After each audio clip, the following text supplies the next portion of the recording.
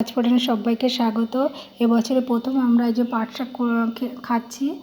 চিংড়ি মাছ আর রসুন দিয়ে করেছি, কাঁচা লঙ্কা দিয়ে, জিরে ফোড়ন দিয়ে আর শুকনো লঙ্কা ফোড়ন দিয়ে যে পাট শাক করেছি।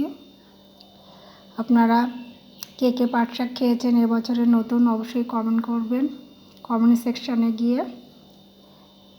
এরকম করেছে, আপনারা কেমন করে অবশ্যই একটু কেমন করেন যদি জানান, খুব খুশি হব। আমি রসুন দিয়েছি, গোটা রসুন অর্ধেক অর্ধেক করে কেটে এইভাবে পাট শাক করেছি।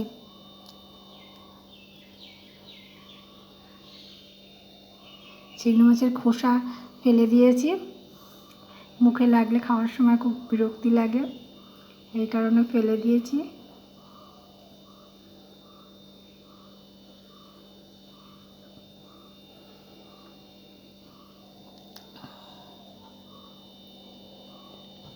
সবাই ভালো থাকবেন।